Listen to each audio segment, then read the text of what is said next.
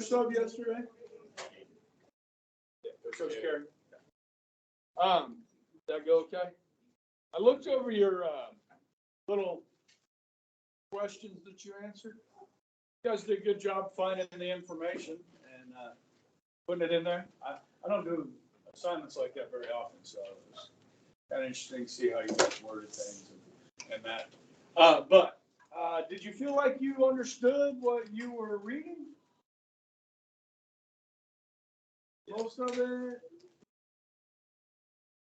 Okay, so I am going to take some time to talk about this because I think it's really important. Did any of you guys notice I had put some stuff up here?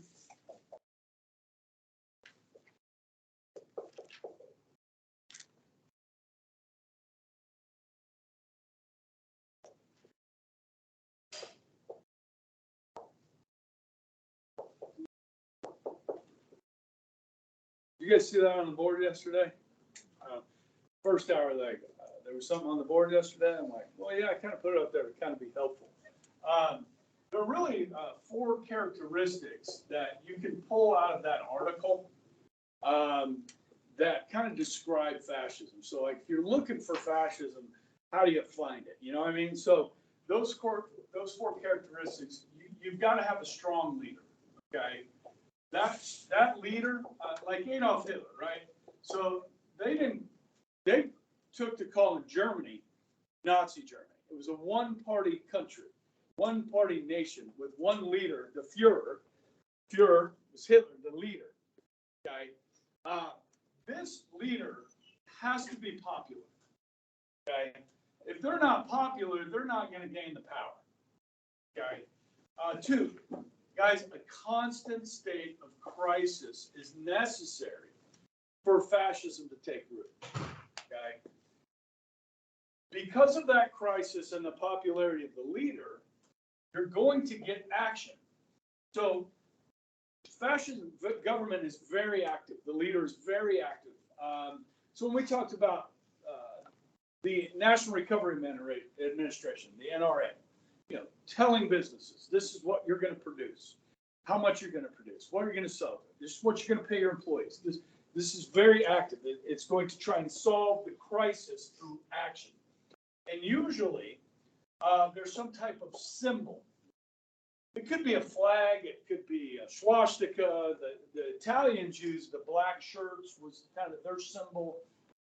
It could be a lot of different symbols, okay, depending on the situation. Okay, so the way Goldberg defines fascism is this, okay, supercharged nationalistic statism. Now, our favorite fascist today, who's our favorite fascist that everybody, well, not everybody, but lots of people call a fascist? Oh, Bernie Sanders. No, he's a socialist. Or you could call him a Marxist. Say it. Who said it? Trump. Donald Trump. Trump's a fascist. His MAGA followers are fascist or semi-fascist, as the president said. Okay. Now, let's dissect this a little bit. Okay. Because, look, when you're in public, you're around people, you go to college, you're going to hear people use this term. Okay. I want you to be able to educate people. First, educate yourself, then educate the population, because it's getting old. I'm sick and tired of people calling people fascists when they don't know what it means. People called Obama a fascist. Okay, Obama's not a fascist either. Okay, FDR's not a fascist. Was the NRA fascist? Yeah, kind of, it was. Okay, but I'm not calling Roosevelt a fascist. And by the way, I'll remind you again, fascism was not a dirty word in the 1920s and 30s.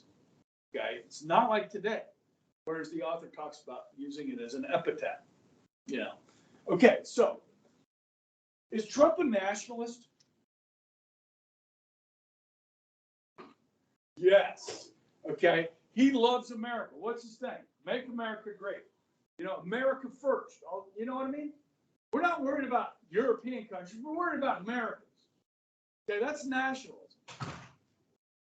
Now, patriotism is okay, right? Is that allowed? So patriotism, most people say it's okay. Patriotism on steroids, might be considered nationalist. Okay. Now, Trump's a nationalist.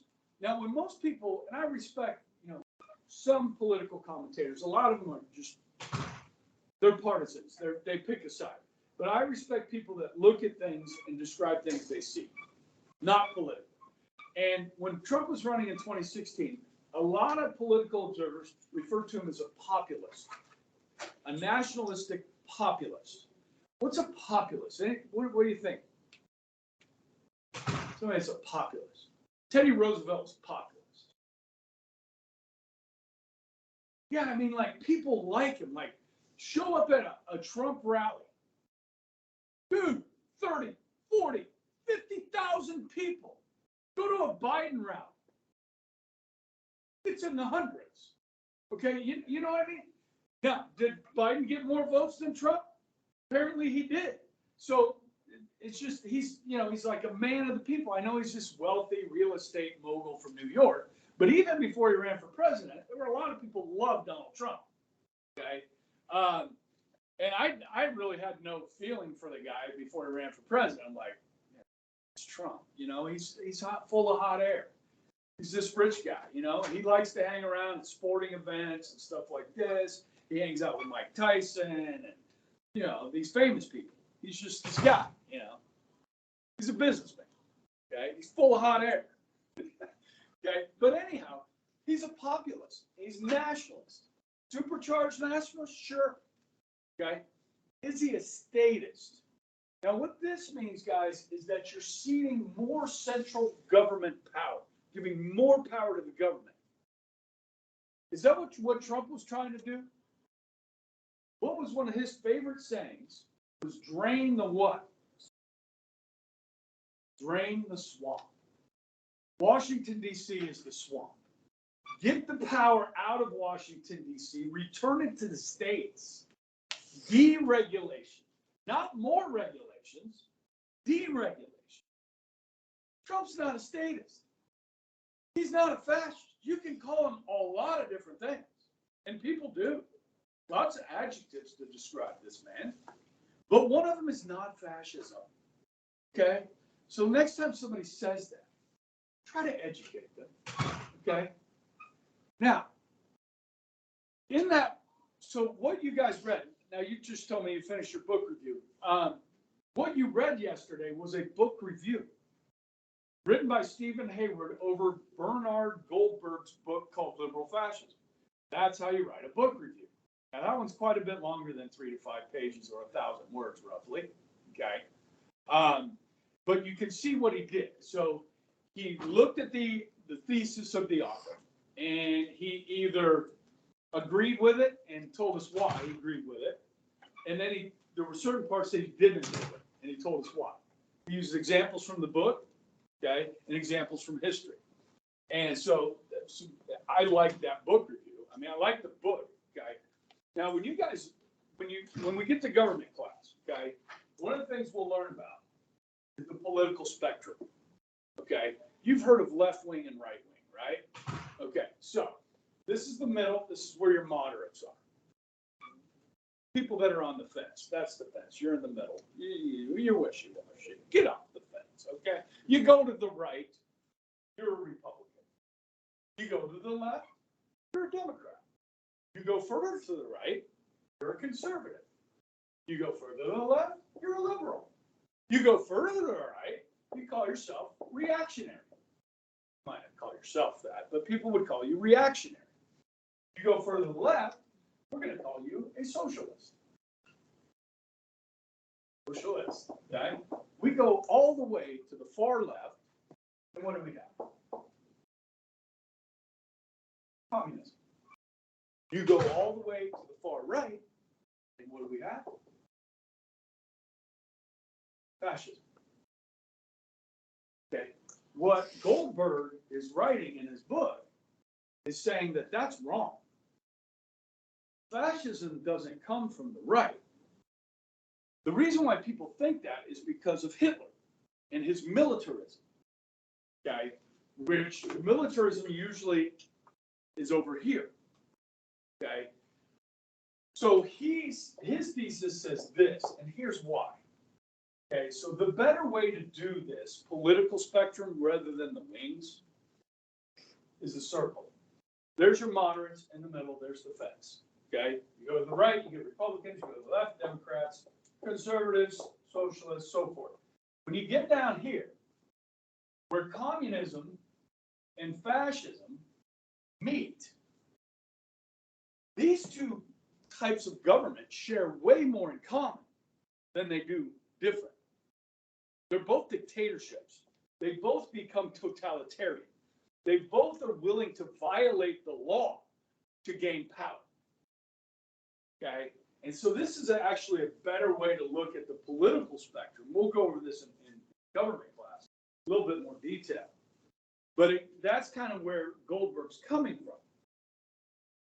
So he uses three different episodes in American history, starting with Woodrow Wilson and the progressives.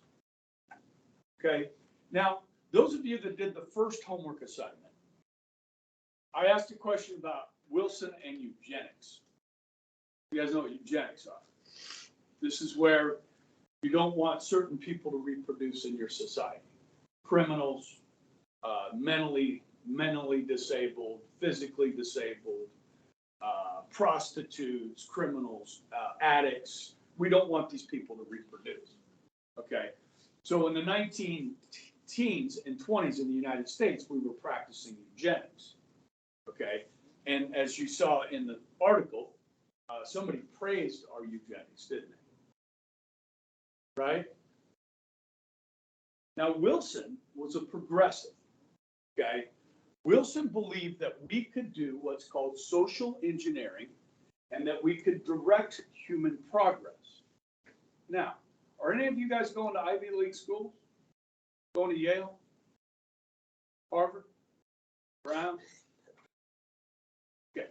There are a lot of people that go to these schools, okay?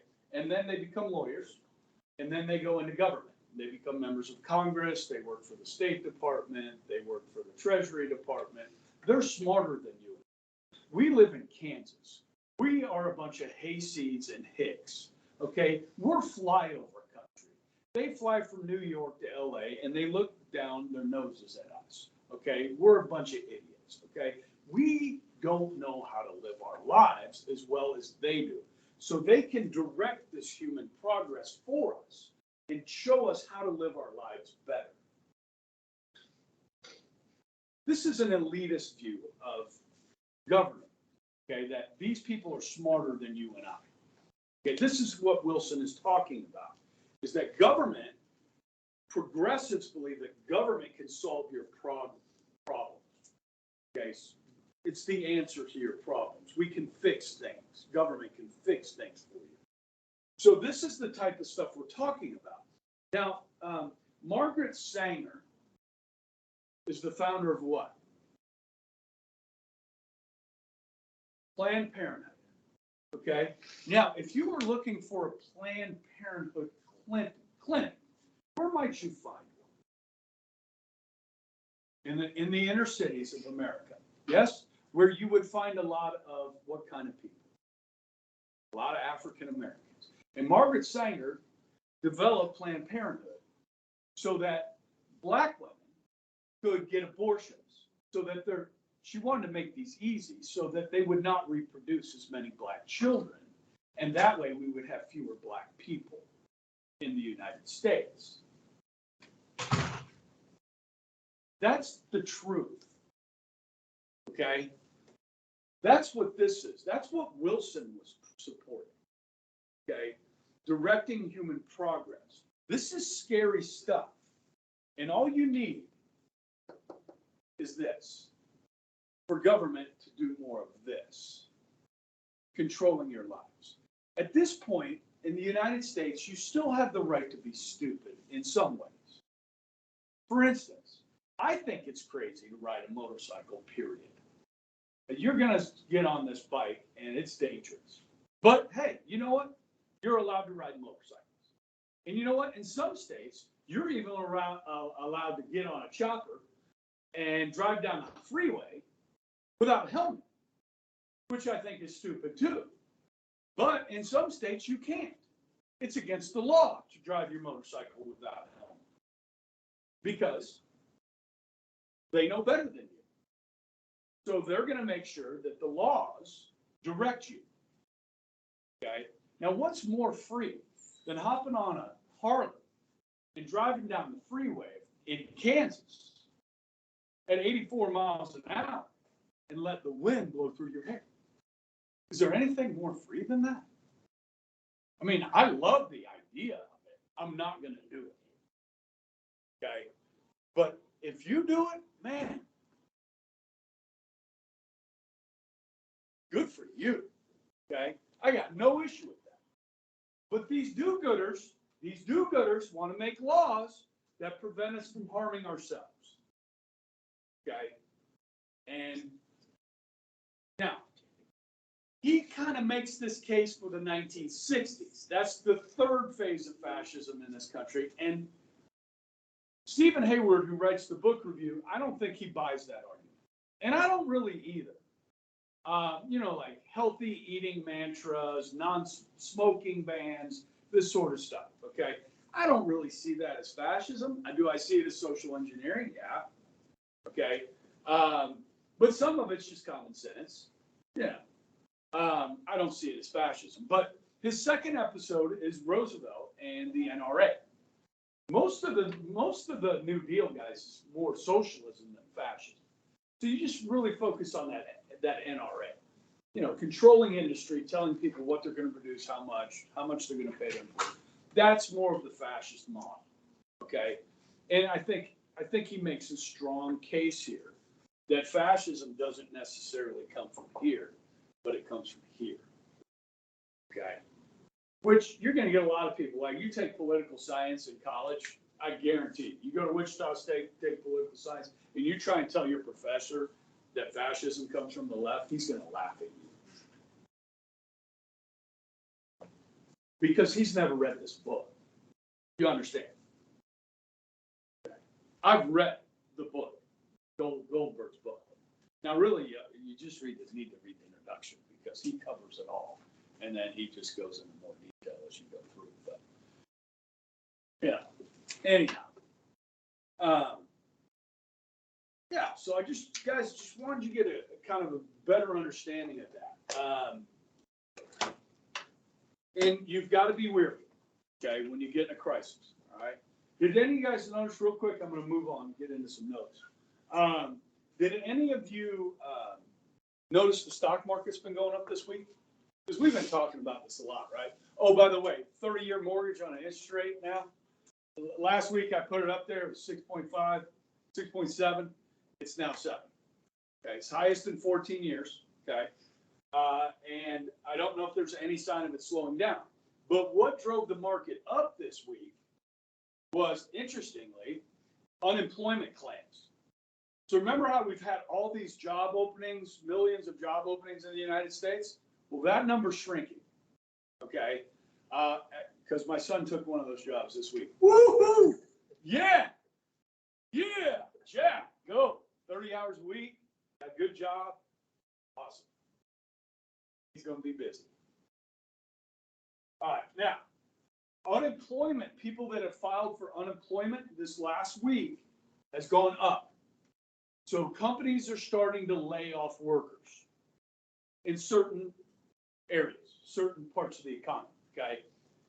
When you lay off workers, bottom line gets better because employees are expensive. And the stock market goes up. Because businesses make more money when they lay people off. Because Facebook, Google, some of these other tech companies, they overhired. You know what I mean? Like when things were going well, they hired too many people. And so now they're starting to lay people off, hundreds. Okay, so when you lay off 100 employees, man, your bottom line, you don't have to send out those checks. Your bottom line goes up. Okay, so the market's up now. Right now, and this is from CNN, not Fox News, people, okay? Right now, the White House is in a panic. You guys know what OPEC is? OPEC is the Organization of Petroleum Exporting Countries. The two largest exporting countries of oil in the world are Saudi Arabia and Russia. We know what's going on with Russia. But Saudi Arabia and OPEC, other OPEC countries like Kuwait, Bahrain, others, have said they're going to cut back oil production about 100 million barrels a day. Soon. The Biden administration is in a panic mode because what's going to happen to oil prices? They're going up. And I was just checking. I was checking the markets to just in my plan period here because I was interested in to see if they were going up today. Well, there's a 1-day delay, so we know what they went up yesterday. It went up about $1.50 of OPEC crude per barrel. Okay, so right now a barrel of oil is about $92.50. Okay, from OPEC. The highest it got when we were up to almost $5 a gallon was about $110 a barrel. Okay. If it goes up to 95, 96, $100 a barrel, guys, we're all going to see prices go up. There's an election about 40 days from now. And if you see gas prices hike another 20, 30, 40, 50, 60, 70 cents in those 40 days, you know who's in trouble. Which political party's in trouble? Democrats are in trouble. Okay? This is a very important election, guys. It's going to determine whether Biden continues to get what he wants over the next 2 years. Okay? And guys, I don't want to be political here, but we hit 31 trillion in national debt yesterday. And then I heard this, and I didn't know it, but I heard it. Under Biden, in roughly 2 years, we've added $5 trillion to the national debt. His answer to our problems is spending money. Loan forgiveness, okay, which is money that banks aren't getting back. Inflation is the problem, right? High energy costs are the problem. Crime in our cities are the problem. This is what Republicans are running on. Okay, that's all they're going to be talking about. Okay, is inflation, energy costs, and violence in our cities. Okay, and that's a winning message for Republicans right now. Democrats are going to focus on things like loan forgiveness, green energy, okay, policies that they've gotten through Congress. So we'll see what happens. The Republicans don't have really good candidates in a lot of these races. Democrats don't have great candidates either. I mean, are you guys paying attention to this race in Pennsylvania for the Senate? Oh my gosh. This Dr. Oz guy and Fetterman. Any of you guys know who I'm talking about? Look into this crap, dude. The Fetterman guy, this guy, he wears a hoodie. All right? He's this big guy. He's got a goatee. He's never had a real job in his life. Like, this guy's lived off his parents into his mid-40s. And then he became mayor of this town. Okay? He had a stroke about a year ago. And, like, he has a hard time talking. And then Dr. Oz, his opponent's got some weird idea. He's kind of just a weird guy. It's like, this dude's kind of creepy. That's the Republican. Then you go to Georgia. You got Herschel Walker, who's a famous football player, played at University of Georgia. But he's got 4 kids from 4 different women, and he's against abortion, but news came out that, like, he forced one of his girlfriends to have an abortion. This comes out. His son is posting videos on Instagram criticizing his dad for not taking care of his family. And then this other guy, Warnock's a wife beater and a socialist. And there's your 2 candidates for Georgia, man. Who's going to win those races? There's some bad candidates out there. I mean, I like Herschel Walker. I mean, he was a football player. He's a cool guy. He's a Christian, but maybe he hasn't acted so Christian. You know what I'm saying? It's like, man.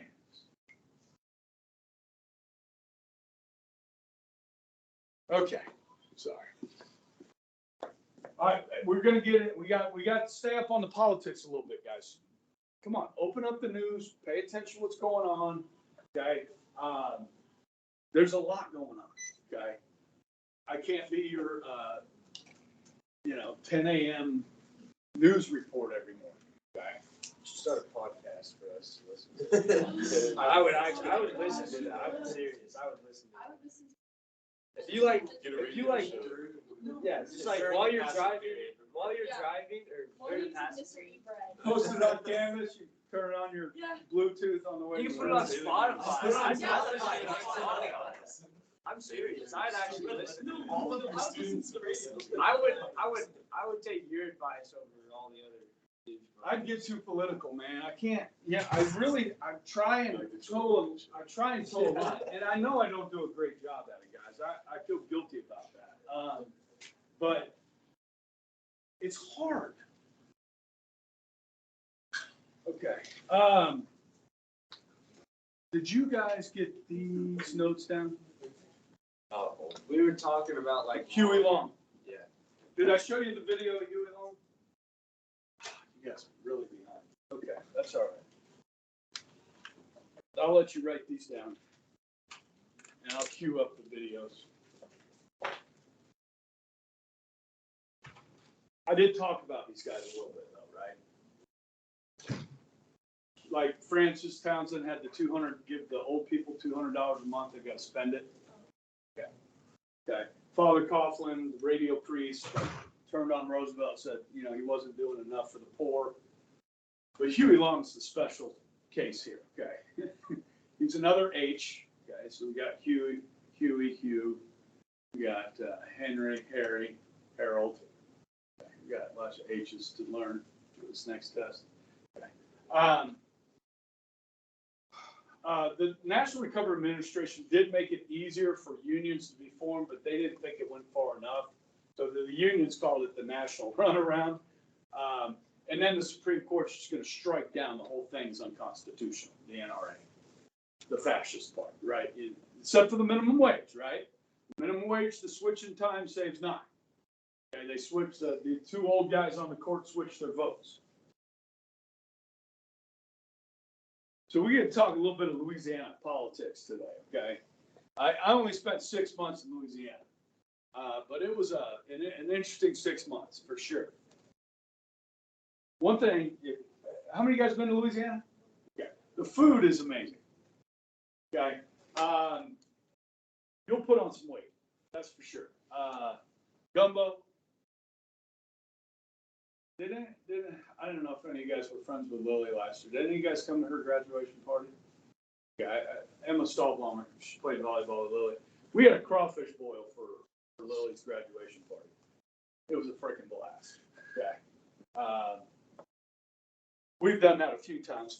You fly up live crawfish and boil them up, and potatoes and corn. So, Louisiana is it's a different place, man. If you go down Nolens, it's kind of like visiting another country within your own country. It's fun. You get the Cajuns. I like to refer to them as coon asses. These Creole folk, they talk funny. I'm going to play you Huey Long, and then I'm going to play you a famous chef from Louisiana, Justin Wilson, okay, who is just fantastic. Okay, so we'll watch a couple videos here.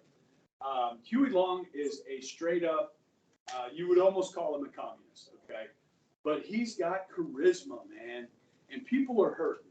Every man's going to be a king, okay? In the video I'm going to show, he's going to be talking about a barbecue, okay?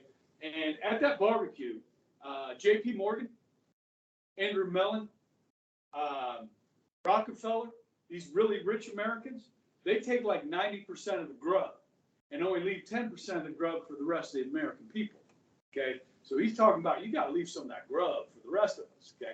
So he's going to tax the rich, and he's going to share it. Every man's going to have a house.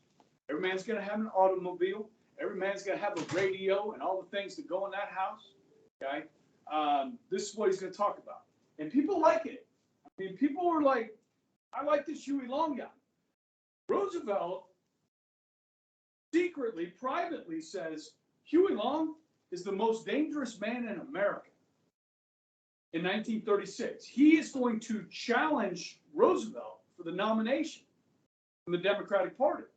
Before he can do that, Huey Long will be gunned down on the steps of the Capitol building in Baton Rouge. You can go to the Capitol today and see the bullets marks that missed Huey Long. Some of them connected, and he was assassinated. Okay. Louisiana politics, man. And I'll tell you a story after I show you these two videos. Okay. From my time in Louisiana.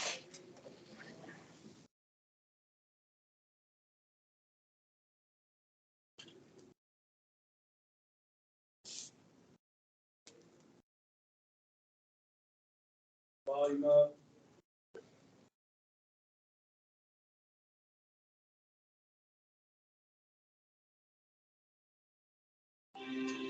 According to the tables which we have assembled, it is our estimate that 4% of the American people own 85% of the wealth of America, and that over 70% of the people of America don't own enough to pay the debts that they owe. How many men ever went to a voting booth and will let one man take off the table what's intended for 9/10 of the people to eat? The only way you'll ever be able to beat the balance of the people is to make that man come back and take back some of that grub he ain't got no business.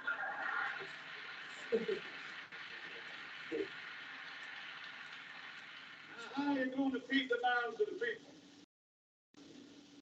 What's Morgan and Baruch and Rockefeller and Mellon going to do with all that grub? They can't eat, they can't wear the clothes, they can't live in the house. Give them a yacht, give them a palace, send them to Reno and give them a new wife when they want it. That's what they want.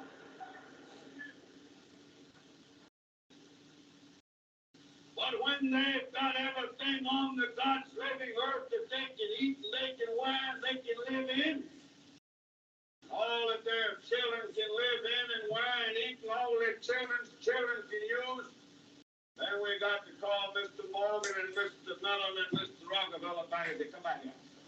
Well, that stuff back on this table here that you took away from here. You don't need.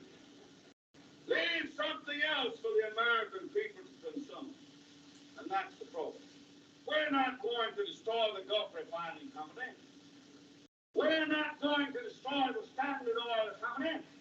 But we're going to say that the limit of any one man's stock ownership in the Standard Oil Company is from $3 to $5 million to that individual, and that the balance of the people of America own the balance of what the Standard Oil Company is worth. Okay. So basically he's saying, hey, you're not going to own that business anymore. You might own part of that business, but you're not going to own that business anymore. And we are going to share that Standard Oil Company with the American people. Okay. This is what they did in Venezuela just a few years ago. Okay. And, well, Venezuela is now pretty much a failed state. Okay.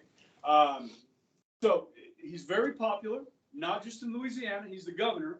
But he's very popular in places like Indiana and around the country. And, you know, it's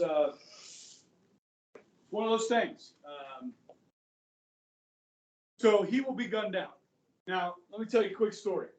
When I moved to Louisiana, they were having an election for governor of Louisiana.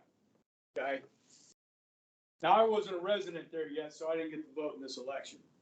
But here were your choices for governor of Louisiana. Former governor of Louisiana, Edwin Edwards, convicted felon who was impeached from the governorship and go to jail for taking kickbacks from the mob to build casinos in New Orleans. So he went to jail, did his time, got out of jail, and ran for governor again. That's the Democratic candidate. The Republican candidate is David Duke. David Duke is the former Grand Dragon of the Louisiana KKK, who had renounced his views of the Klan and was now running for governor. Now, I won't tell you who my wife voted for, but I'll tell you who won. Who do you think won? The convicted felon, Edwin Edwards, okay? So he was reelected as governor. We see this from time to time, guys. Like the mayor of Washington, D.C. Was a guy named, oh gosh, what was his name? Marion Barry. Marion Barry was under investigation, the mayor of D.C., by the FBI. They caught him in a hotel room on camera with prostitutes smoking crack. He went to jail, got out of jail, and ran for mayor and won. It's really a sad story. He died just a couple of years ago. I read an article about it, and it's kind of a tragic story, Marion Barry. Okay? You've seen it in Detroit. Same thing. The mayor of Detroit going to jail and then becoming mayor again. Okay? It's crazy. Now, so Louisiana, guys, Edwin Edwards serves out his terms as governor. And then a few years later decides to run. Now he's in his 80s. Runs for the United States House of Representatives. Now, he got divorced, and then he married a woman in her 20s. He's in his 80s. Runs for the House of Representatives and wins. Last I checked, he's still representing Louisiana in the House of Representatives. Okay, now, Louisiana's different, okay? Now this, you guys ever watch like the Food Network and stuff like that? Yeah. The first TV, like chef personality was a woman named, oh gosh, I remembered it last hour. Oh, not Betty Crocker, but, oh shoot, it'll come to me. But Louisiana had their own chef on here, and his name was Justin Wilson, okay? And you can, do I get an ad here? No. Back it up. Forward one. There it is. Okay. And he's just fabulous. Okay. Justin Wilson. Now, he's passed away, but you can buy his hot sauce. You guys like hot sauce? You know, what's your favorite hot sauce? You like Tabasco or Sriracha's good? I don't know. I get Justin Wilson. I buy his stuff. You get it online. Okay. But this is Justin Wilson. He always tells a story when he's cooking something. It's fantastic. Things have shifted. To secure her claim, she put your children to the sword. Do I have to watch this whole ad? Are you guys watching this?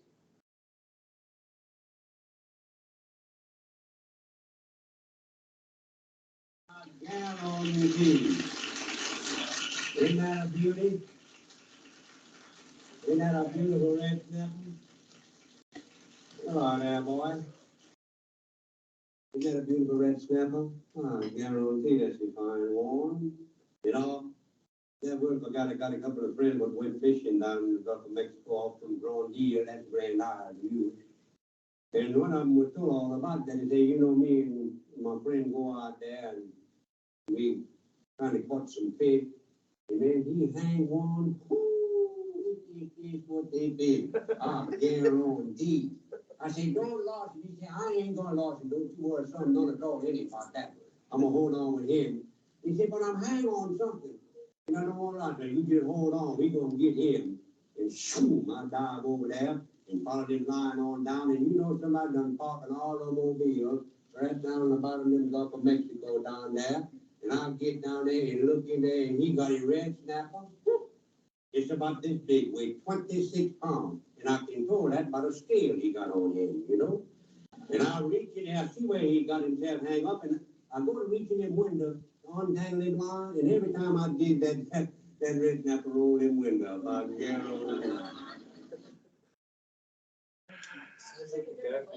That is English.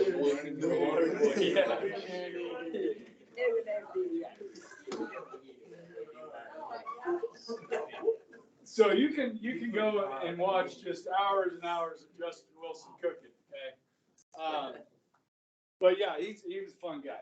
But yeah, gumbo, jambalaya, oysters and crackers. He's got it all on there, man. Good stuff. Good stuff. Okay, so this isn't a literal second 100 days. Okay, we're more moving into 1935, 1936. Okay, so we're going to see a little bit of a change. We've created a bunch of New Deal programs, right? Like, let's see, the FDIC, the AAA, the CCC, the NYA, the PWA, the WPA, the TVA, right? So here we're going to look at three major things, okay? Income for the elderly and laid off workers. Where do you think we're going with this? Income for the elderly. Social Security, okay, 1935, okay? Soc the rich tax. Guys, we got a bunch of new programs. We got to pay for these. We're going to make the rich pay for them. Okay, this is a progressive tax code that we use, okay? Over here, I've got a political cartoon that ran in 1937 in the Rochester, New York Times Union. Roosevelt's $5 billion 6-year works plan. Streets, highways, irrigation, drainage, flood control, buildings, equipment, soil conservation, slum clearance, recreational areas, sewage, forestry, game protection, pest control, grade crossing, navigation aid, etc. Sorted projects. Congress is over here sweating. How are we going to pay for that? Well, we're going to tax the rich. This is one of the most famous photographs of Roosevelt.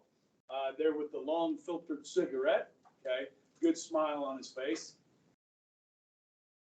And then labor unions, we're going to try and improve their situation with their ability to bargain against businesses and ownership. So we'll see that. I don't think we'll get to it today, but definitely tomorrow. Okay. So let's jump into Social Security. Okay. You've all heard of it. Okay. But what a lot of you don't know is that there are actually 3 parts to Social Security. Okay. So we're going to go through this.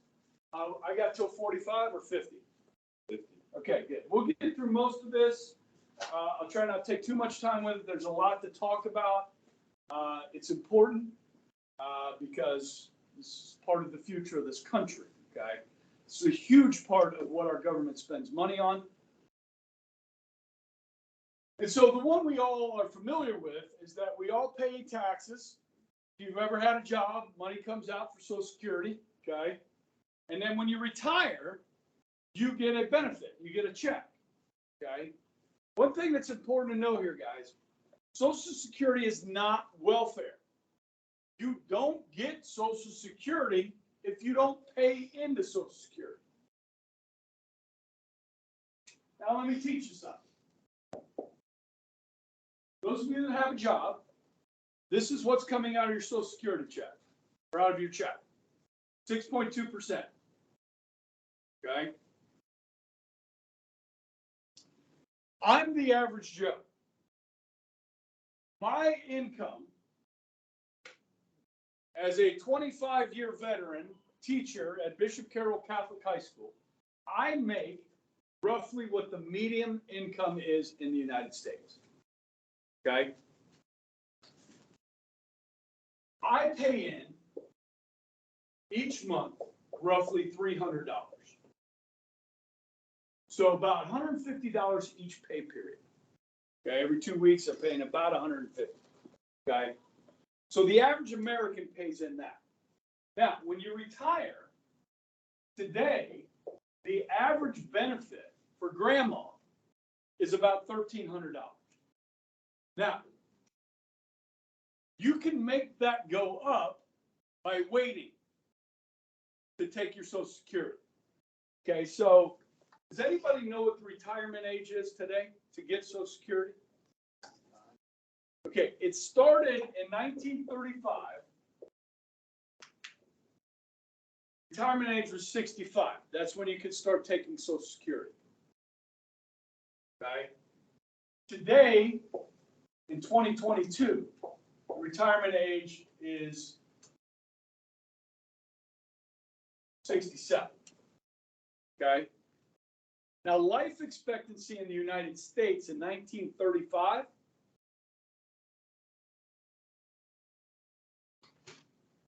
was 66.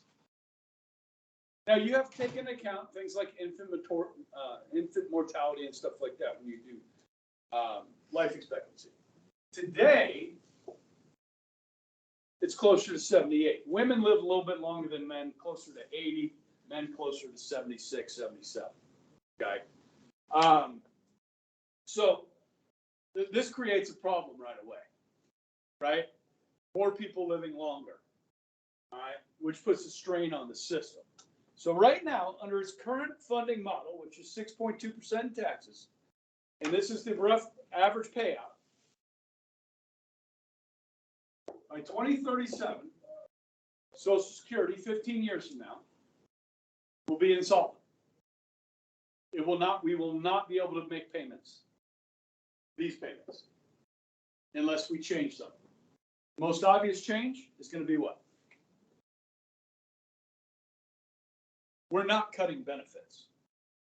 We're not cutting this. You understand? Old people vote. Members of Congress are not going to cut Social Security benefits. It won't happen. Okay, I guarantee you. I guarantee you. Okay, now. Okay, so this money, this $300, is supposed to go into a fund.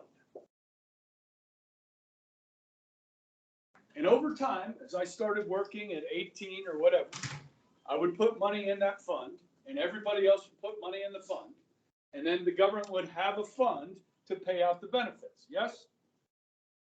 In the 1970s, government saw all that Social Security money sitting there in this fund. They're like, we could use that money for other stuff. And they raided it. Guys, there is no Social Security fund. This does not exist today. It used to exist. So now my $300 taken from my check and goes directly to grandma. Now, how many Charlie Ebrights does it take? I'm the average person to pay the average benefit. How many of me does it take? A little over 4, right? All right. That's our system. Okay. So will it be there for you? What we could do, we could raise this to 70. But the more likely thing to happen is this. Okay. Now, what you should know, let's go full disclosure here. They cap, this is called means testing. So the first $109,000 that you make, I don't make this much, but say I made $200,000 a year, I would only pay this 6.2% on the first $109,000. This is not welfare, guys. You're supposed to get your money back out of this. This is basically forced savings by the government. They're forcing you to save money. Okay, so you have something when you can't work anymore. Okay, so this is called means testing. It used to be 99,000. You got taxed on. Now it's 109. You could raise this, but it's not really fair because you're never going to get that money out. If you raise this to 200,000, okay, you're never going to get this money out. Now, my wife's Social Security check when we retire is going to be bigger than mine. She made her 6.2% is more than mine, right? Okay. In fact, yeah. Okay. She's an engineer, okay, with an MBA. All right, with a lot of experience. All right. So, listen.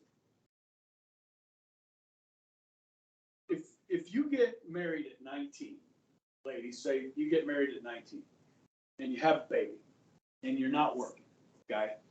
And then you have 8 more babies over the next 25 years. And you never have a job. Guess what? You don't get a check. Now, if your husband were to pass away, you can take his Social Security check. So, like, my wife and I will both get Social Security checks. Hers will be bigger than mine. If she passes away before me, I can take hers instead of mine. If I pass away before her, she'll keep hers instead of mine. Okay? And you can't pass it on to the kids. It's not, it's not like your 401k. You can't pass that on to your kids. Okay? It's just over. So you never get the money. So today, guys, you can start taking Social Security at 62. You can start getting checks. Now, that's saying I'm retiring, but you can still work. Like Mr. Russell, he's still working. He can take Social Security now. Okay, Coach Laubon takes Social Security now, right? Your check is going to be smaller if you start taking it at 62. If you wait till you're 65 or 67, your check's a little bigger. If you wait till you're 70 to start taking Social Security, your check's even bigger. Now, my mom died at 53. My dad died at 72. My people don't live very long. So as soon as I can start taking it, I'm going to start getting my money back. I've been paying into this damn thing for so long. I'm going to get what I can before I die. Now, my wife says, no, we should wait because the check will be bigger. I'm like, honey, get my freaking money back. Okay? Now, so you see how that works. Okay? That's part one. Okay? Now, in government class, we'll talk about this again next semester. And I'm going to tell you how we could fix this, but we won't. They call Social Security the third rail of politics. Any guys ever been to New York City on the subway? Okay. It's a dangerous place these days, by the way. It really is. And so if somebody were to push you on the tracks, don't touch the third rail. It carries the electrical current and you will fry. If you try and change Social Security or fix Social Security, your political opponent will scare the hell out of old people saying you're trying to take away their Social Security, and your political career will fry. Okay? You won't get reelected because old people vote. Okay? Now, part two. Okay, now, what's interesting here, guys, is you see how this says employers match this? Yes? Okay. Part two, in part three, you have public assistance and then you have unemployment insurance. Okay, so 6.2%, your employer matches. This is called a payroll tax. Okay. You get laid off, call the government, you say, I got laid off, I'd like to apply for unemployment insurance. This 6.2%, this $300 that the diocese has to pay for me each month, they have to pay for every employee in the diocese. Guys, it's expensive to hire people. In addition to that, my 401k, they pay for that. They help pay for insurance. They pay for that. Okay, that's why the stock market went up. Remember what I just said. Businesses are laying off workers. Their value's going up. Now this part here, this is like disability. Okay, we have about 9 million Americans on disability in the United States. Full disability. Also, if you are a child and one of your parents dies, the surviving spouse and that child can receive Social Security help. Now, this is paid for by general revenue, so it doesn't come from these 6.2%. Okay, this just comes from the regular tax dollars. Okay, so it's Social Security, but it's separate in a way. This is definitely part of Social Security because the employers pay for the unemployed. Now, if you file for unemployment, guys, 26 weeks, which is 6 months or a half a year. Okay. Sorry. Okay. Hey, you're gonna need to write about this one on the test. Okay. That's my hint. Okay. Good? All right, guys. Have a good one.